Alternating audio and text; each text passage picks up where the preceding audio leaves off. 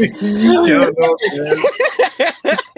Well, good evening, Bethany family. We are back. The recap team is back, and we are already cutting up behind the scenes.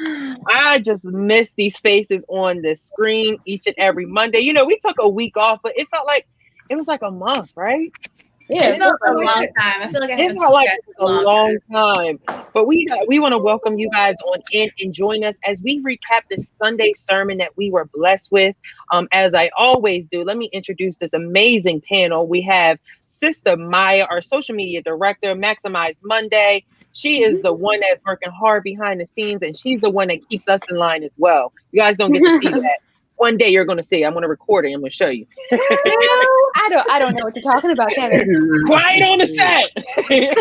And next we have Rev. Rev White. I gotta get some water. Rev White with us, who is no stranger to the panel, to our recap. You know, he comes and drops his gems. He has, you know, his chalkboard in the back with the reversal, revival, and restoration. You know, he brings his own energy to the panel. We are so appreciative of him. Welcome back, Rev. Good to see y'all. Good to see y'all. And then under me, I have my partner in crime, my shade partner. You know, we are the dynamic duo. We are the turtleneck twins today. We're going to talk about it, but okay. I love you guys. I love that. Sister Des. And then next to Sister Des, we have Deacon McGee. I can't even get it out. Des, you get on my nerves. We have Deacon Antoine McGee. We are so appreciative of this panel each and every Monday at 5:30. And if you guys do not know, my name is Brother Kevin Johnson. You know, and before we get into everything, like I said, we skipped last week because of MLK. You know, we had to celebrate that holiday. But, you know, there was so much that happened during this time that we were away from you guys. But one thing in particular that we definitely want to shout out today, it is our 69th birthday for our bishop. Happy birthday, Bishop. I know you are tuning in. I know you are watching. We love you, Bishop. You know, I think we should definitely give him the happy birthday. So, you know, I want everyone in the comments to make sure you're saying happy birthday, Bishop. Show him a lot of love. You know, as you guys are saying happy birthday, let somebody know it's Bishop's birthday. Go spam his page and say happy birthday. Send him the balloon emojis, the heart emojis, the hand emoji, whatever you have to do. Show Bishop, because we definitely want to celebrate him. We definitely did celebrate him last night at 6 p.m. We had a special broadcast that, you know, just a lot of different birthday shout outs to Bishop. So we want to encourage you guys to continue to, you know, even though the month is towards the end and, you know, we are at the beginning of this week, we want you to flood those happy birthdays throughout the week on all of our broadcasts, especially Word Impact on Wednesday. Let him know how much we love him. We truly appreciate his leadership during this time. It has been a blessing to have a strong leader to keep us encouraged and keep all these things moving as the church is, you know, physically closed, but still open virtually. We are so grateful for his leadership, and we love you, Bishop. I love you, B. And we wish you nothing but many, many more blessings. And, you know, I know he's just smiling right now. You know, he does his little wave. But we love you, Bishop. So, guys, I encourage you guys to please, on each panel, whenever you see Bishop on point this Saturday, you see him, Word Impact, the encounter next week, just flood him with the happy birthdays, because I know that he will love that. If you guys don't know, I am a big birthday person. When it's your birthday, I feel like I feel like you should feel like a celebrity on that day. So when anyone's birthday comes up, I always get excited for them like it's my birthday. So I want you guys to have that same celebration and excitement for Bishop, right? Yeah. How you guys feeling? You know, I didn't even get the chance to say, ask you guys, how you guys feeling today? How's everything going? I'm good, man. Good No day. sleepy, but I'm cool. Yeah. Okay, yeah. You It's know, it's cold a little cold. out. Right. I was gonna say it's a little cold out today, a little Yeah. chilly. I think we're expected some snow later tonight or something like that. 1 I o'clock. don't think it's gonna come. Oh, okay. Well, you know, that reminds me, wherever you guys are tuning into, we want you guys to let us know where you're tuning in from.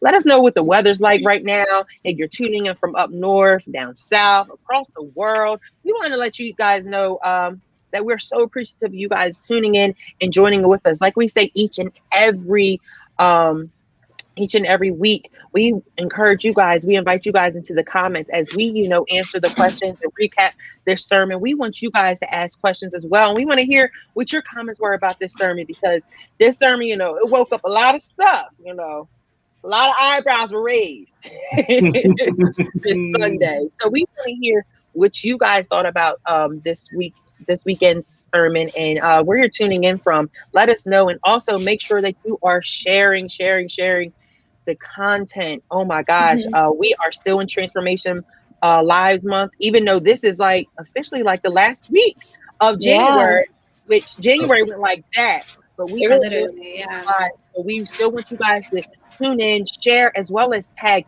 at least 3 people in all the broadcasts from Tuesday, Wednesday, Thursday, Friday, Saturday, Sunday. Let them all know what we're doing here at Bethany as we continue to, feed you with all this great content. Ada, I see that you are in Orlando. So You're jealous. enjoying that beautiful weather down there in Orlando. Now, see, I will say, I can't, as much as, Florida's beautiful state and everything, I can't see myself staying in a state where it's like relatively warm most of the year, because I have to have a little chill. How about you guys? I mean, I like experiencing spring and fall. Yeah, I like experiencing all this season, keep it right? there, not winter. Oh, we have someone tuning in from Los Angeles, LA. Hey. Hello, Paula. How much is gas out there? Listen. Yo, that's so random. We want to thank you for tuning in, Paula. I love when we have Bethany family that tune in from all over the world. It's just an incredible feeling, right? Just how social media can keep you guys connected. Oh, Antoine, is he frozen or is he still laughing? That's what he gets. No, that would be hilarious if he just held that the whole time. That's like, wait, is he still laughing? We'll take him down. we are still cutting it. We're having a good time. But no, thank you guys for all tuning in all over the world as we get to recap this word, right? So, gas is surprisingly reasonably priced. Hey, Ash, I see you, Ash. Hey, Ashley. I miss you, Ash. I feel like I haven't seen you so long.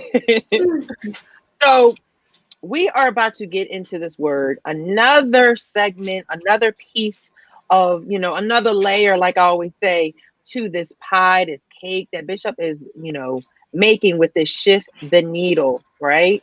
And, this, yes, Deacon Antoine, we are talking trash. It would not be the shake or not, right? Hey, Keefe, I see you tuning in. But, here he is. Hey, good sir. Hey. We're back here in our presence. I heard y'all the whole time. Go ahead. That was them, not me. You see how that's like, you know what? We have to have a conversation after this. Let's get to the word, because I ain't got time for them. Right. So Bishop is currently in this series called Shift the Needle. And as we are learning each week, each layer is just preparing us for this year. Like he said in the beginning of the series, that January is a foundational month to set up this year. And I feel like, this is just my opinion, that I feel like the Shift the Needle series is really teaching us and preparing us for what's to come in this year and how to prepare ourselves, especially coming out of 2020 and everything that we experienced. We've learned so many things and we've experienced so many things throughout last year. And I just feel like this series in particular is just really laying the foundation for, what's to come in the coming months. What do you guys think? We are in this official last week of this month, and we've been in this series for a month now. So out of this whole month, like, what has the Shift the Needle series been doing for you? Like mentally, because I know each series, it always has me thinking, he's always in my backyard, Bishop's always in my backyard, but he also makes me think of other people that are connected to me and stuff like that. So what do you guys feel about this Shift the Needle series thus far? No, I agree. It's definitely setting the foundation for how the rest of the year, hopefully will go. And I'm a firm believer that, how you start is how you finish. And it starts from the head down. So like making God that priority, and sowing your seed and whatnot, like that will set up the rest of the year. Yeah. So no, I love the series that we're in now. Awesome. I did definitely like a set it off type of moment. You know, it's like from the year that we have exited, 2020, this is definitely the perfect kickoff to go like, okay, we've seen these things that have happened. We've overcome them. This is how we're going to get better and keep growing. So I'm definitely here for it. And I'm really excited to see how he continues to move in this series and how whatever series come after this and how it just continues, like you said, make a cake, continues to grow. So I like that. Deacon, Ref. Wait for me. Yeah, either or. You grinning. Go ahead. I mean, most of the messages always mess with my head, but this one is allowing me to have perspective and to put things in the right order, in the right place, and checking where God's not first at. Yeah. That's what the biggest thing is. It's a heart check. Okay, is God first in this area? No. Okay, let me put him first here, and the steps of putting him first. Because it's not easy to put him first all the time, because we're so used to wanting to do things our way. So, yeah, I like that, Rev. Yeah, I'm aligned with everything that everyone has said here. As Antoine said, though, and I'll challenge him a bit on that. Just as easy as it is to not put God first, right, is as easy as it is to put God first, right? If we start with a very conscious act in the morning, in the evening, through the day, of just having a conversation. We were doing this seminar last week, and I talked about intent, behavior, and impact.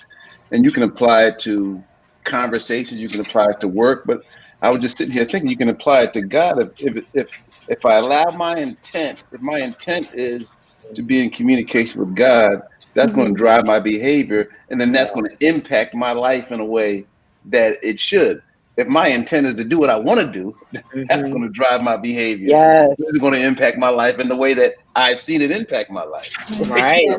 So have to be intentional about some things. And just as easy as it is not to be, we can be.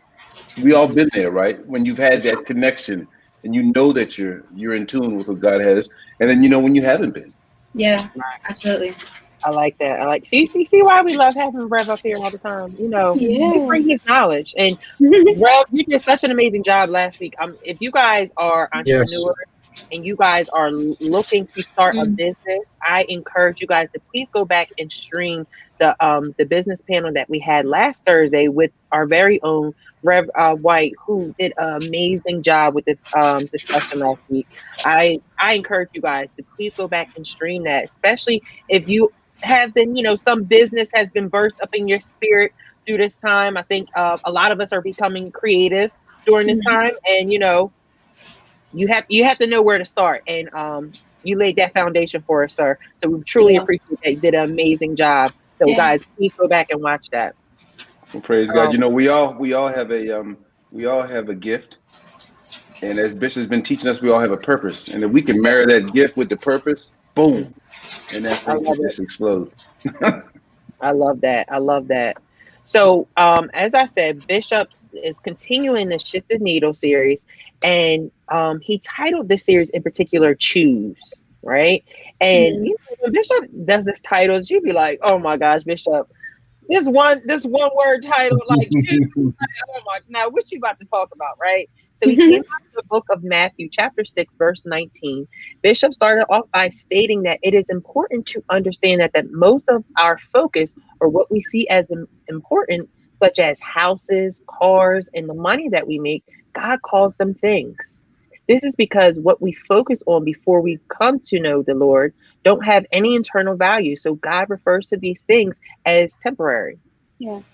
As we learn in Matthew chapter 6, Jesus begins to give us direction and help when it comes to our focus, but not to diminish the natural importance of earthly things. He's attempting to help us discern the difference in importance. Jesus is trying to help us understand that there are some things that are different in importance. For example, he says that there are earthly treasures and heavenly treasures, which is a difference in importance. Jesus says to choose wisely because your choice reveals Where your heart treasure is the positive. Where your heart's treasure is reveals to God where you want to end up and who you want to end up with. So you guys know the first question as always. What are your thoughts of this additional, segment, this additional layer of this, especially where your heart's treasure lays? Yeah. Off the bat, because I had to watch it twice because there's so much in there. But the greatest thing that God has given us is free will, freedom of choice. So I found it to be, ironic that the name of this was choice, and it's a test of our heart. Where are we heart wise in our heart posture towards God? What are we holding dear to us when He's asking for us to give or to release it, or to just plainly just walk out of it and let it go. It's not always financial. It could be in other situations. So initially, as soon as I heard choice, I was just like you, like, oh boy. So, as he continued to go, I was just like, all right, Bishop, I see where you're taking this. Oh, I love it. Anyone who wants to go next? Sorry,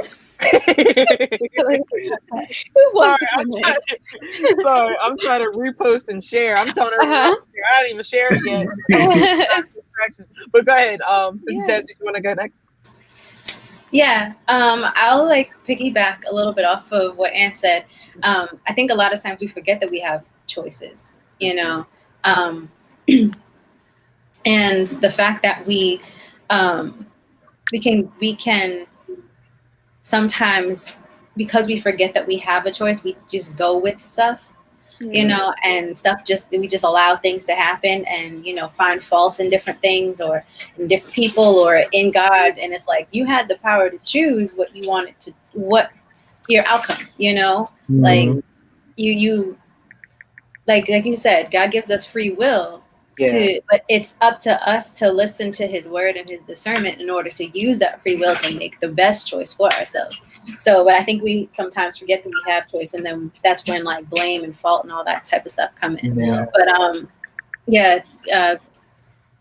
I'm excited for what is to come as far as the word and how we continue to move in it, because I think that is something that's so crucial, and the fact that you can be so indecisive.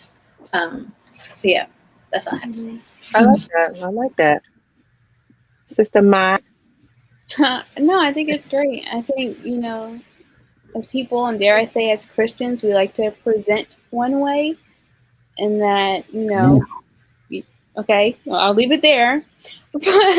But I think on the real, are our choices really showing, because actions speak louder than words, are our choices and our actions really, showing where our heart is and where our priority is.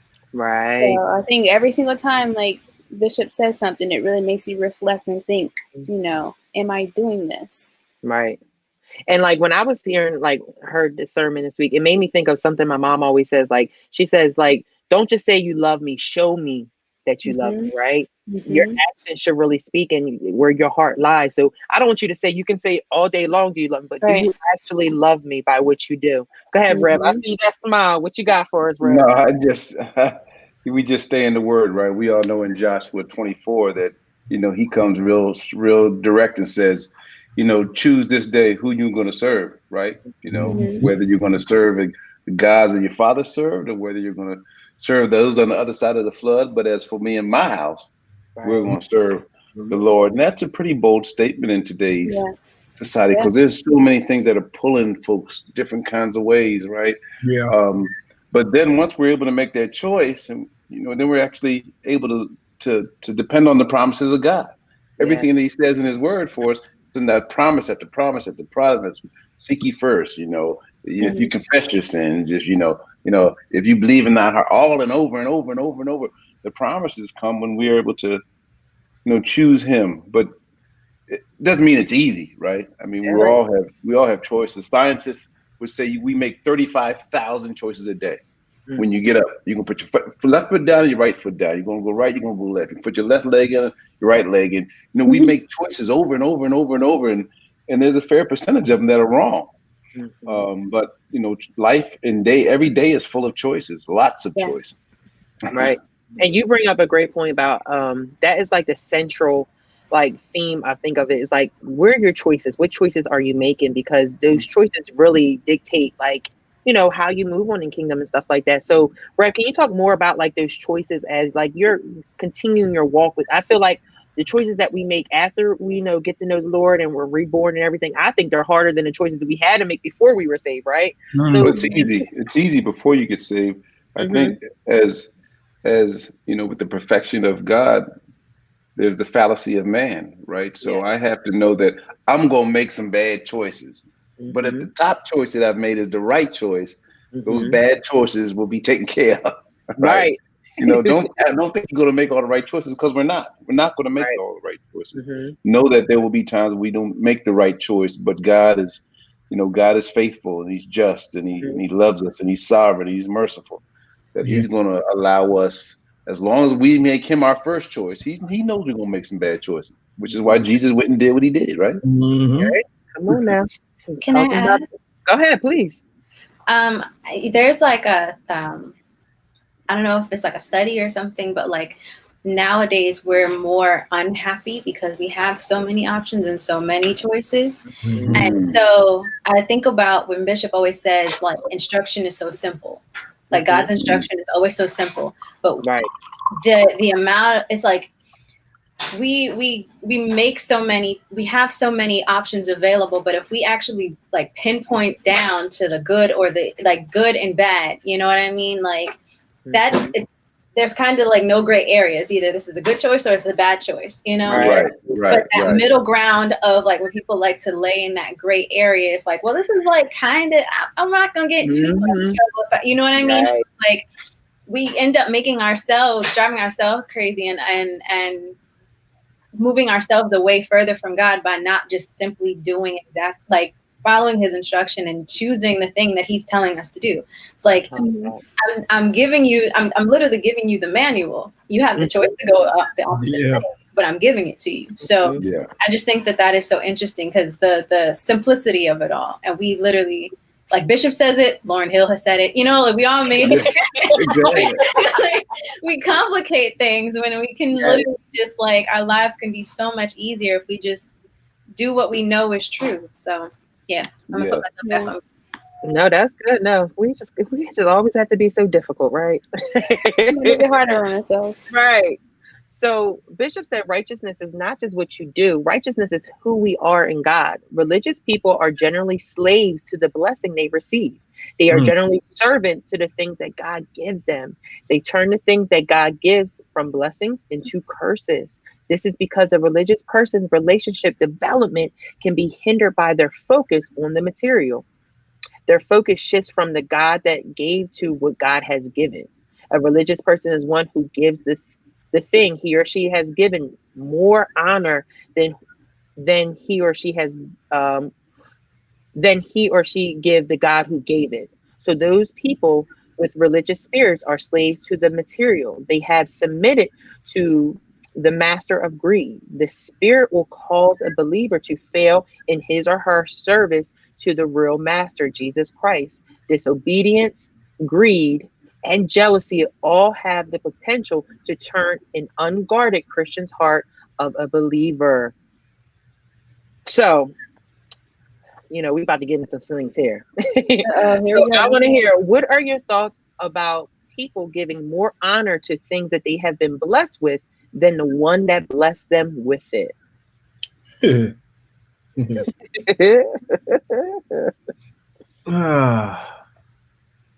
All you gotta do is have God take something away. Yeah, I was about to say real quick. how to fix it. Because it's about staying humble. Yeah. Even when He gives it to you, not being too, as the Bible says, was it airy or proud about you're thinking it's your accomplishment. Mm-hmm. You know, when it's really not your accomplishment. It's Mhm. God has given you. It's the blessing that's on you. You know, it's His grace and His mercy that has allowed you to get what you have, and to also keep what you have. If we learn from Job, the Lord gives, and the Lord takes away. Yeah. So you know, we have to be careful. I think you know, it's just a when you take your eyes off of God and it's on, and then you focus on you. That's when you get in the most trouble. You know, you make that car an idol. You make Yeah. that job an idol. You Yeah. know, you make the business an idol. You know, and versus, and you worship that versus worshiping God Mhm. over that. You know, so yeah. I like that. And I think it also, when you think about it, like God, you know, blesses us with houses. He blesses us with the jobs. He blesses us with the cars. But when you start abusing that as well, like if you're not taking care of that house that God blessed you with, Yeah. or you're not taking care of that car that God blessed you with, if you're not doing what you need to do and say that you were going to do on that job, God will take that away, right? So Absolutely. what else are your feelings about this? About, you know, putting our honor in the wrong places other than, you know, giving our honor to God.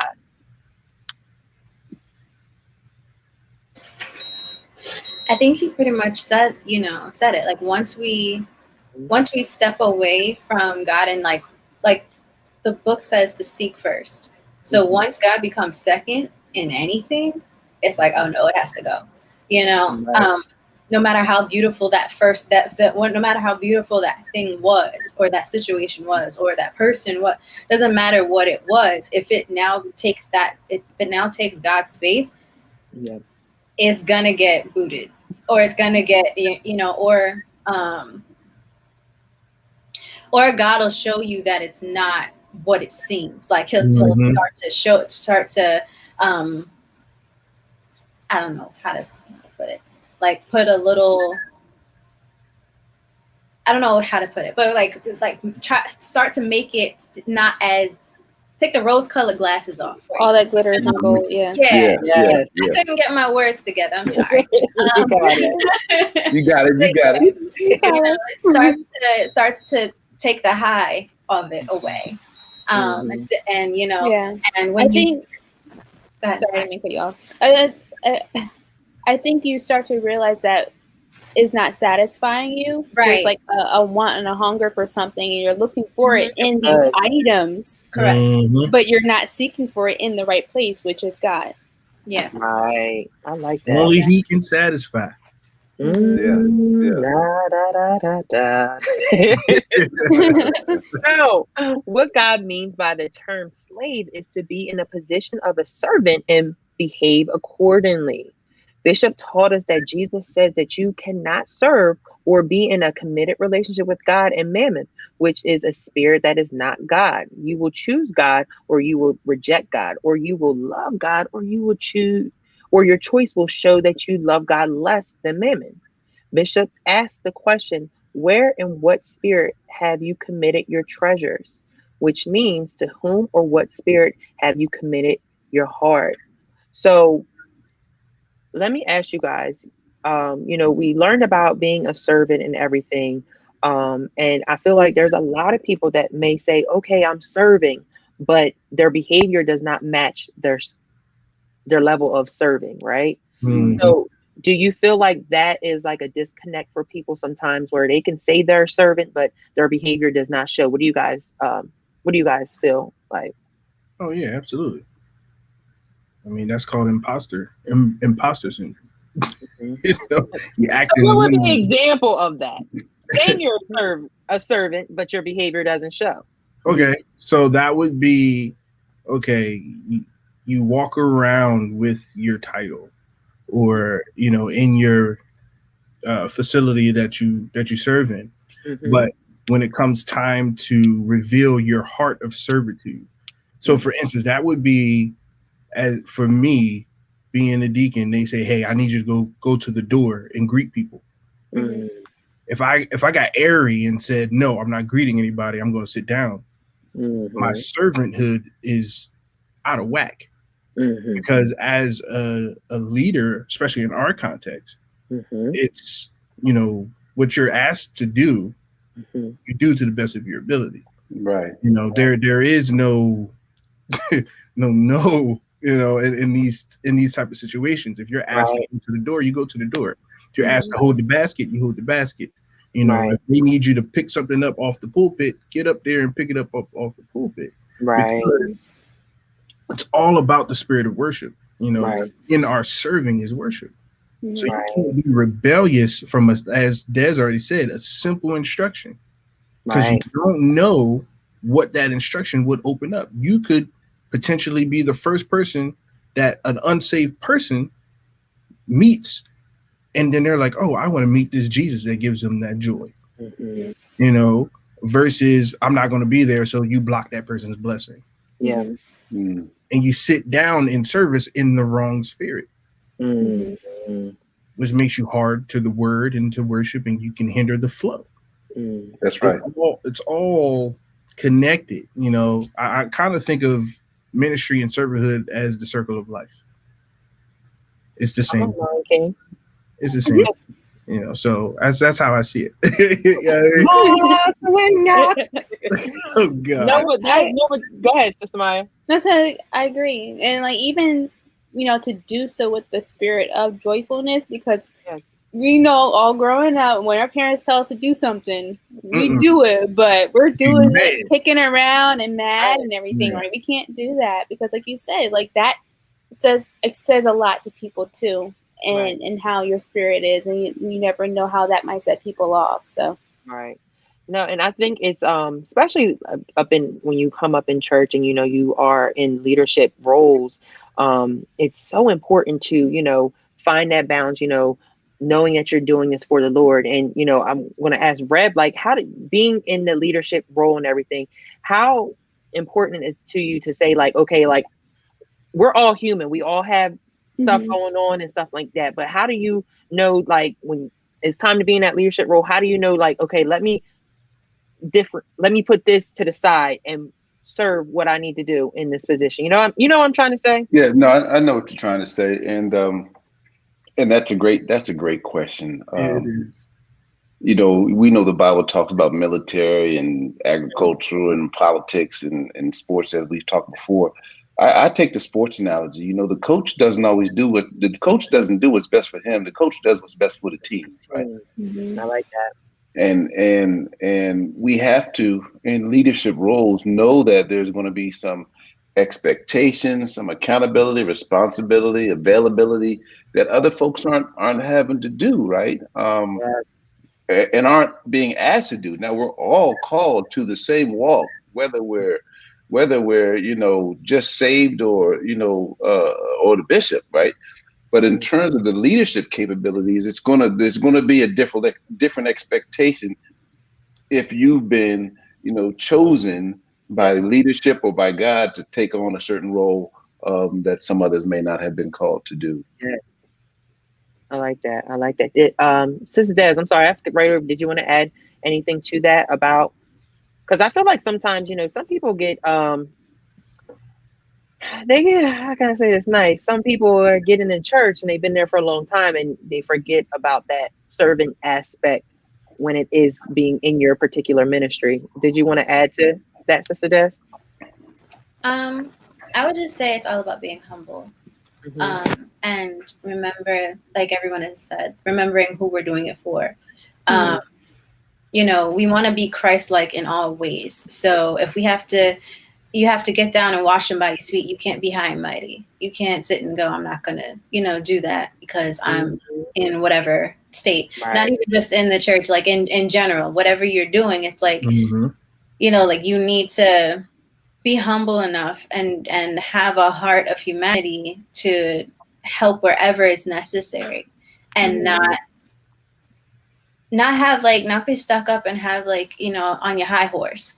One thing that I saw now since COVID has happened, it was like a post. It was like the same be careful to people. The same people you disrespect on the way up is like the people that you're gonna see on your way back down, or something like that. And so I think about how many people, CEOs and executives and all these people who have lost their positions because they can't, just because of job loss and everything, who are like now working at Amazon or working at like Wawa or something, you know what I mean? So it's like, you have to be humble. You have to keep that grace about you, keep that humanity about you in all areas, because you never know where life is going to lead you, and where you might. And sometimes if your head is too far gone and you're too big in the clouds, that's exactly when God is going to humble you. So you don't want him to humble you. You humble yourself. So, yeah, that's all I had to share. I like that. I like that. Yeah, that's really good. That is good. I like that. In our choosing, go ahead, this is mine. Go ahead. I was gonna say it's interesting because I had like this daily devotional app, and the verse today was Matthew 6:1. It says, "Be careful not to practice your righteousness in front of others to be seen by them." Mm-hmm. And that's what this conversation was reminding me of. Like, be humble.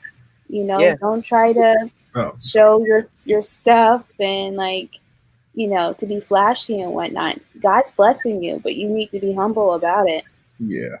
I like that. I know what you're thinking, Antoine. Bishop Kendrick Lamar. Yeah. Be humble. Sit down.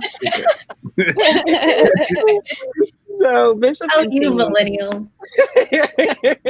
In our choosing, there's conviction by the Holy Spirit. The Holy Spirit gives us the ability to decide to do a thing. Giving based upon the spirit you choose to be led by includes judgment. Anything that you give, whether it be your time, talent, or treasure, it shall be given back to you according to Jesus Christ. Any righteous giving comes from the heart. A selfish heart is wicked or sinful, and we are born selfish, which is the reason why we need to be reborn. So the Spirit can change a selfish heart into a generous heart. God tells us that we have to guard our heart against grief when we give. This is because God's reaction is to bless all of your endeavors and everything you put your hand to if you give without grief. So something that we are always taught is the importance of time, talent, and treasure. Yes, sir. Right? So I really want to take this time to really talk about that right now, especially during this time. People may feel disconnected from the church. They may feel disconnected from their ministry. And they may say, well, how am I, supposed to feel connected? How am I still supposed to give my time, my talent, and my treasure? So I want to ask you guys, how important is that, sowing that time, talent, treasure during this time? And what can people do right now to sow their time, talent, and treasure?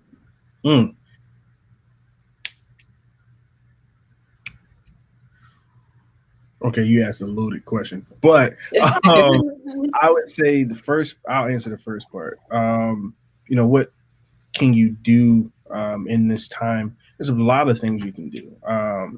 You can attend to your first ministry, which is your home, and make sure that everybody in your home is spiritually sound and, feeling the love of God, and you're checking with them and you're having a conversation with them, whether you're a man or a woman or a teenager or even, a great, No, I'm saying that's good. That's really good, especially during this time. Having those family moments that you normally probably wouldn't be able to have because you were running around, because you were at the church, you start to attend to those things. You spend more time in prayer, because that's going to ultimately keep you connected to the church, and also remember that the church is not the building, it's you, and it's the person next to you.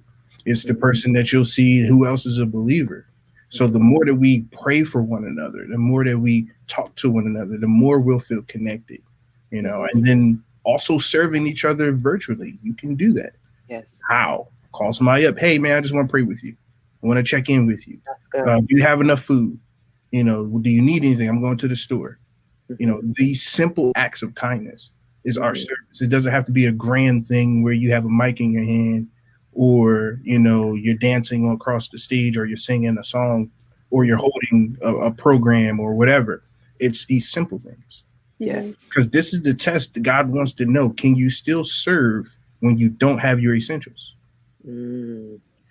Ooh, go ahead. What he said. I think we need to raise an offering right now. I think the Giveify needs to come up. I think the information needs to come up on the screen. That's so true, but I think that's so important. Like you said, your first ministry is at home, and I think just making sure that those that are close to you are hearing the word. I know whenever, I'm talking to a friend or something and they may be experiencing something that Bishop just talked about, I always refer them to, please go watch this broadcast. Like, I can't explain, like, I can give you my notes, I can read the notes that I do for the recap, but you have to hear it from the man of God, because he just speaks in a different way. I think that's so important during this time, because I feel like, and just being real, there's been moments during this pandemic where I felt a little shaky. My faith wasn't always there. Absolutely. And I needed to refill myself, or I needed to talk to someone. I needed to talk to my fresh family or someone. Sister Des and I always have those conversations, right? Like, you gotta be real sometimes. So I just love what you said, Deacon. Like, your first ministry is at home. Did anybody else want to add to this? I think it's easy to get stuck in that mindset of church being a place, a building that you go to on Sundays, and then you leave and you have the rest of the week to do what you want. No, the church is a people. It's you, it's me, and reaching out to people, like Deacon Antoine said, and showing the love of Christ that way to people that you don't even know. So I think it's definitely important to, family first, and taking it outward. If you're walking down the street and you see someone who might be struggling, like, reach out and show, Christ. You know what I mean? Yeah. So, it's not just in those four walls. Ministry is everywhere. Yep. I like that. Come on, ministry is everywhere. Are y'all catching the little sound bites? Ministry is your first home. Ministry is everywhere. I'm telling y'all better start quoting these. Hashtag. I like that. Sister Des, Rev, did you want to add to this about your time, talent, and treasure, how important it is right now, and how you can continue to give those things? Well, we know that those things are very, very important. I will say, to piggyback off of what they said, in a bigger aspect, I guess, is to make sure you're checking in on your elders. The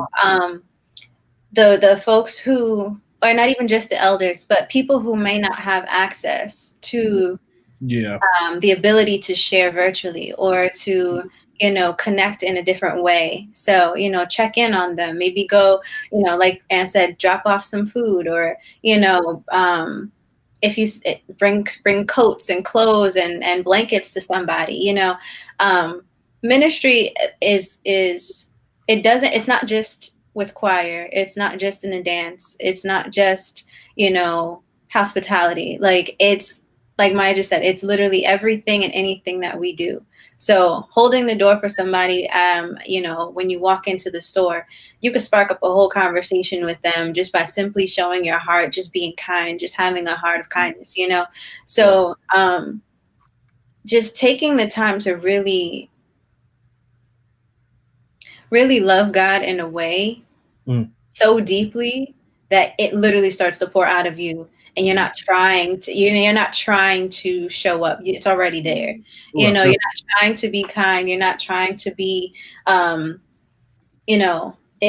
it takes away that facade, that double-faced moment that you have. Like you mentioned, the question prior to this with, like, how can you be in ministry and then still, show up differently? It takes that away once you actually just start to genuinely have love and have that outpour in any and everything. And then once you start moving in that abundance, you, like at the very beginning, all of the stuff, those things don't matter, and nothing else matters but me touching heart to heart with whoever I'm touching heart to heart with. So yeah.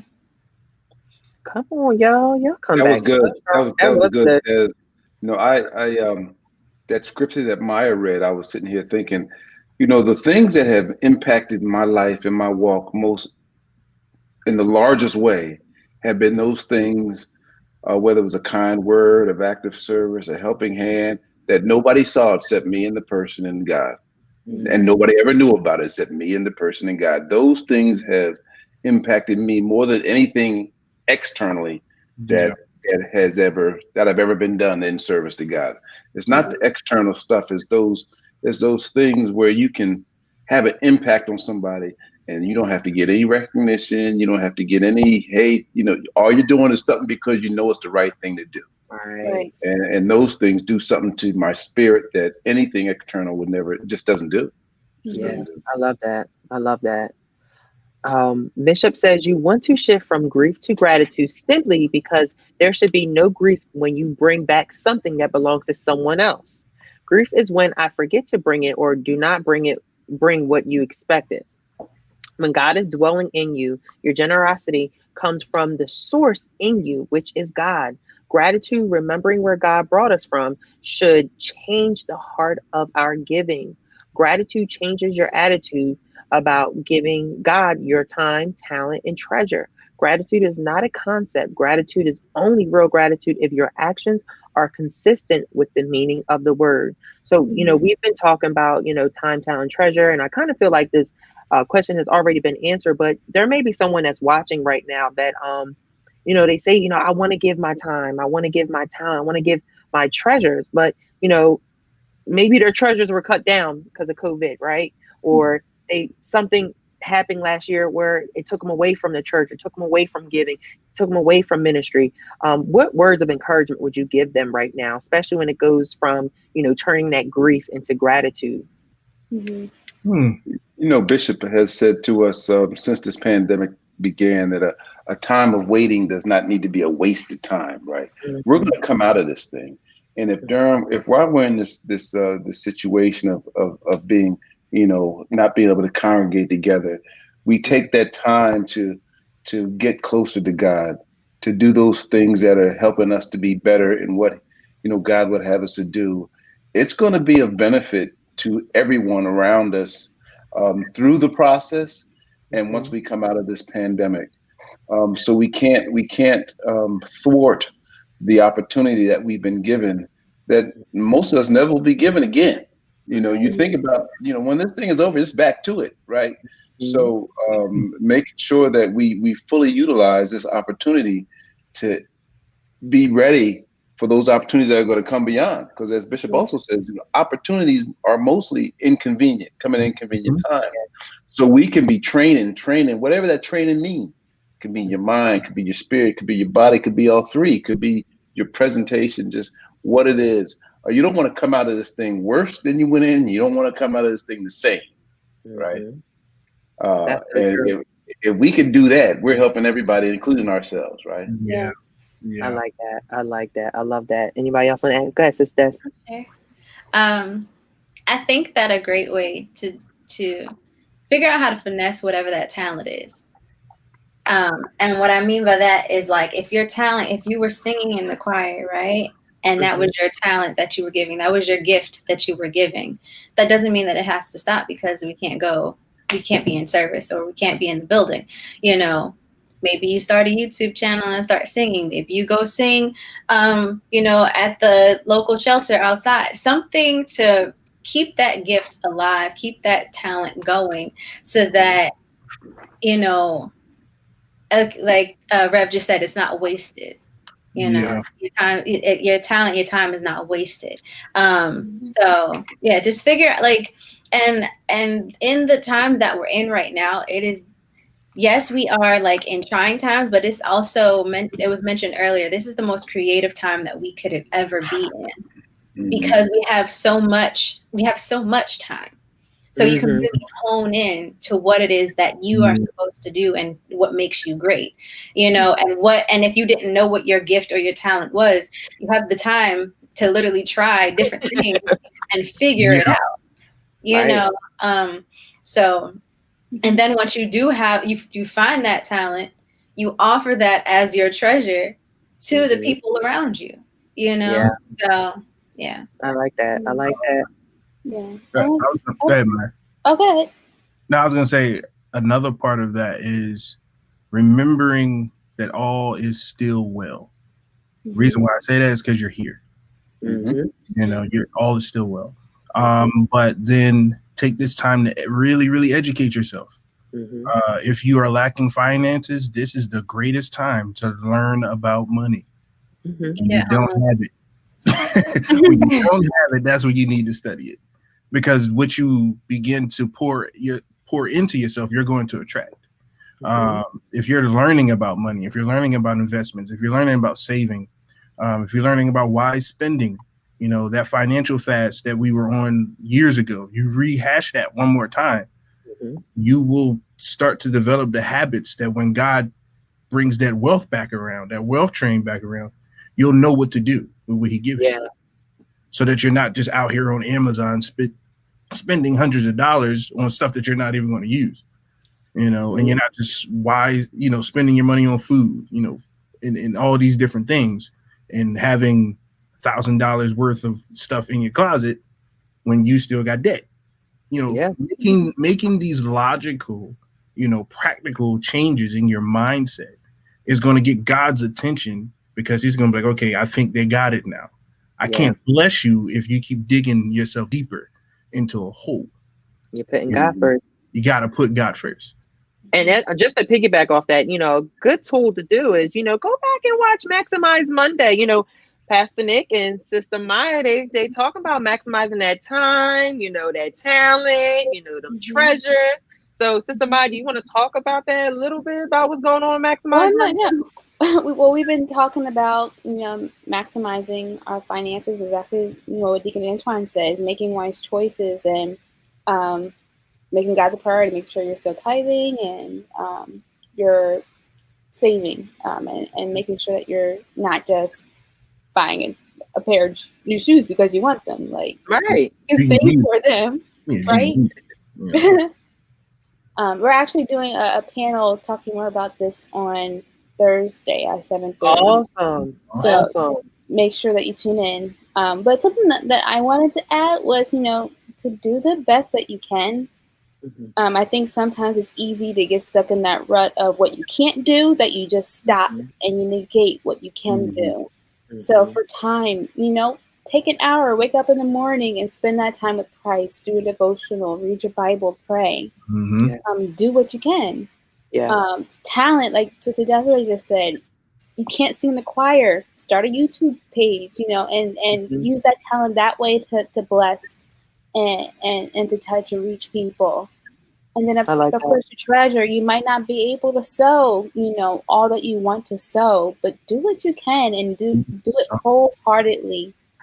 And I think that is what God sees and what he recognizes, and allows the opportunity for more to come from it.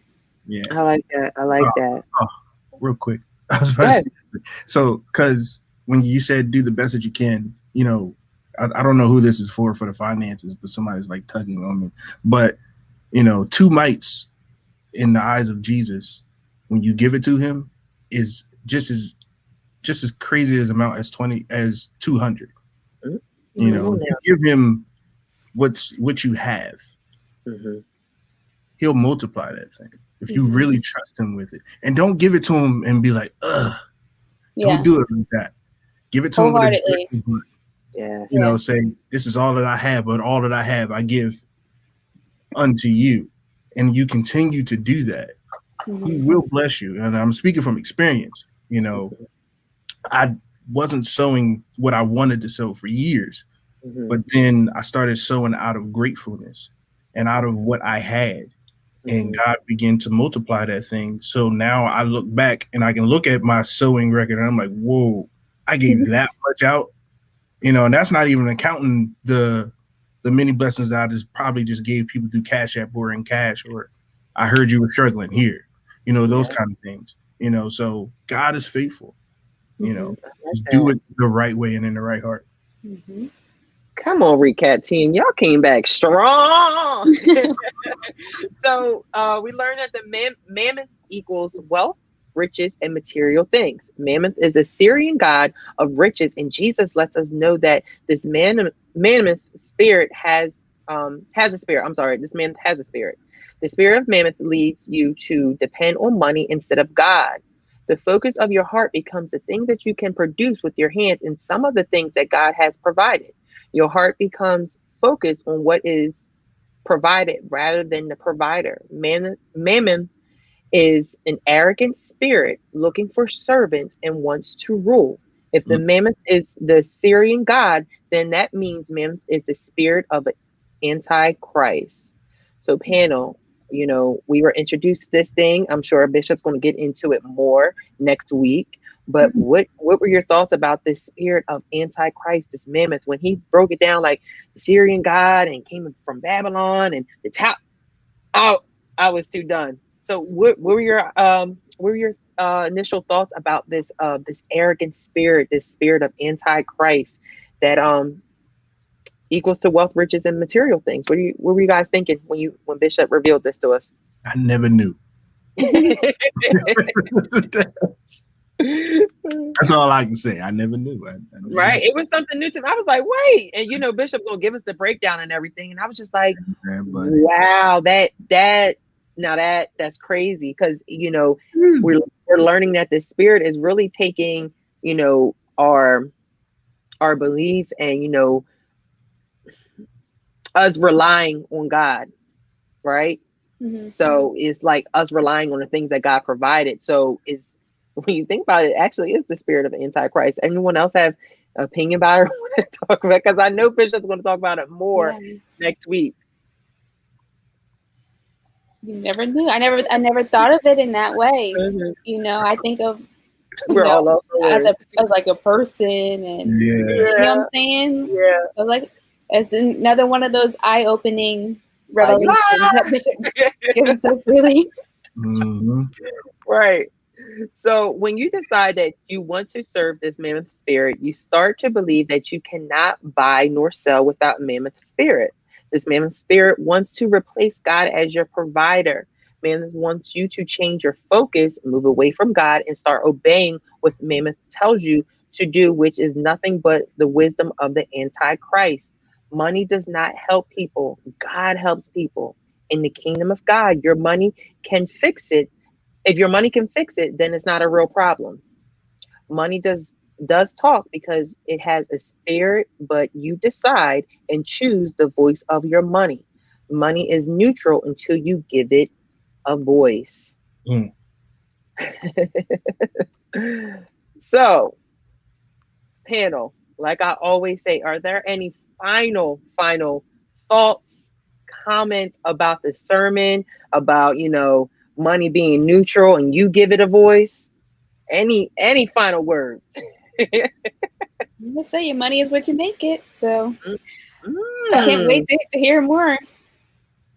Go ahead, Sister Des. No, I was just gonna say I was in a workshop this past weekend, and I'll just give a quick example. So it was like do, have, be, right? And so what you have is like a goal. What you do is what you got to do, and then what you be is what you'll be once you finish that goal, right? So if I want to, my goal is to write a book. What I have to do is start writing. What I'll be is happy once I wrote it, right? Mm. If we take the goal away and just be happy, take the money away and just be in the purpose, that like the money's gonna come. We don't need that. Like we don't need to rely on that side of it. Things are gonna happen. Things are gonna come. If we already stand in, if we stand in our purpose, stand in our grace, stand in the blessings already, like people like to call it, worldly people like to call it manifesting. But like when I already know who I am. I already know where I stand. I already know what God is going to do for me. Yeah. There's nothing that this money is going to do. It can't take or give anything that God can. This spirit can't take or give anything that God can do or can be or give me. So, yeah. I was like, I didn't know where else to go with that. Like, there we go. You might repeat that on Friday too. Yeah, right. You summarized that well. I love that. Said. That was well said.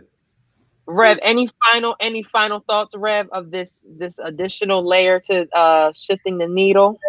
Hey, well, always good to be with y'all, and I think we just need to put our seatbelts on because Bishop's going to blast this one out the park, and we just keep living this thing and know that we've all suffered a loss, whether it's of money, of something, of heart, of God is the one that sustains. The money hasn't sustained me. You all know plenty of people that are happy and they broke.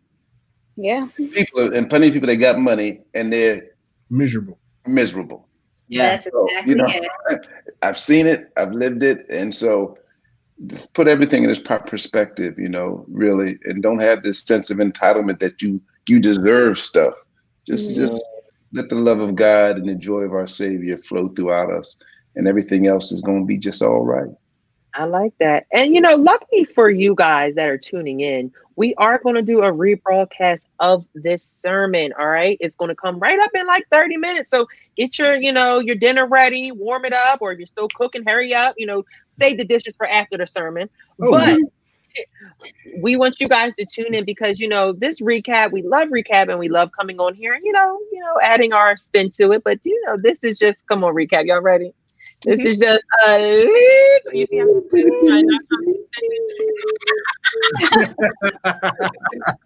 this is a little bit of what we are fed. And like I said, we can talk about it all day long, but Bishop does an amazing job each and every Sunday of how he delivers it and how he teaches it to us. So please, and there's other, scriptures that he threw in the sermon as well. So we want you guys to go back and watch it. It's coming on at 7:00. But, with that as well, we also have so much coming up this week and we want you guys to stay tuned, right? So of course, like we do each and every a ministry panel. This week, it is the Real Men Talk Men's Safe House Ministry. So I need all my men to come on out Tuesday at 7 p.m. Make sure you are sharing it. It's still Transforming Lives Month. Also, Wednesday, we have Word Impact Gathering. As I say each and every time, we get fed on Sunday and we get fed on Wednesday. So please make sure you come back and watch with us. Bishop and Pastor Nick are in a new series for this month, center around prayer for Word Impact. So we want you guys to please share and worship with us at 7 p.m. on Wednesday.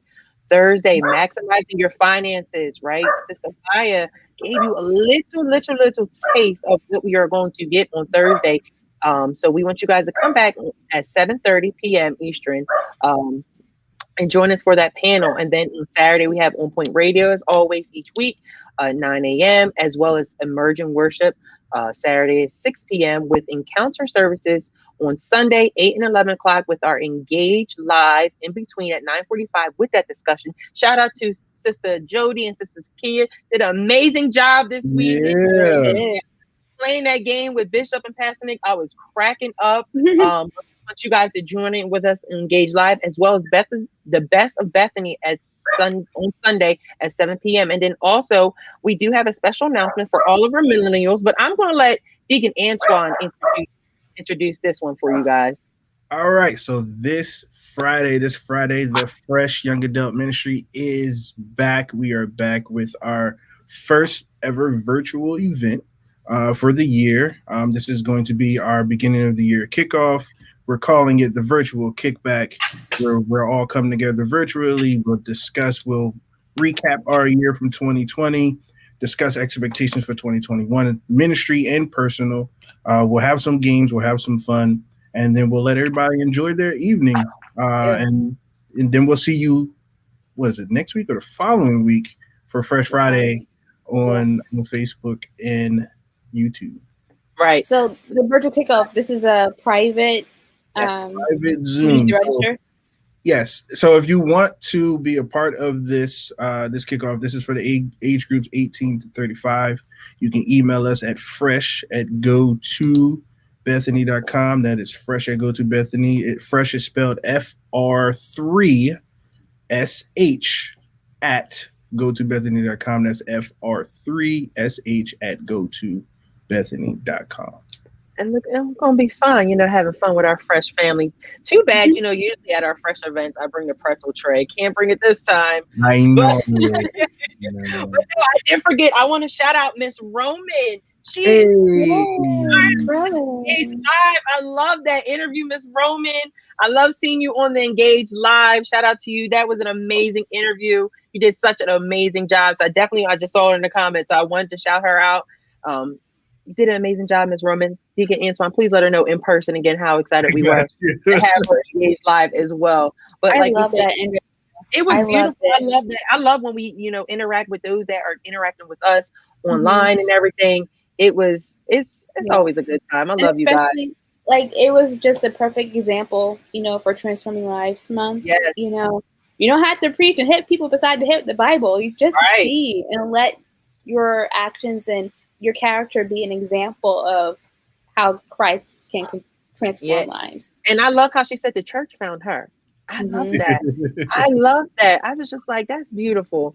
But no, we want to shout out you, Ms. Roman. And if you guys want to be a part of, anything, any ministry, even though we are shut down physically, our ministries are still strong. So please visit the Connections Church or Bethany's Connections, or let us know, if you want to join a social media team, and, let us know. Email us at social@go2bethany.com. Again, social@go2bethany.com. And like I said, again, it's Transforming Lives Month. Make sure you still are inviting people to join us all week this week, as well as wishing Bishop a happy birthday on every panel that you see him on this week. I don't care. Say it on Men's Ministry. Say it on Thursday. Say it on Word Impact. Say it on Engaged next Sunday. We want to show the man of God that we love him and we appreciate him.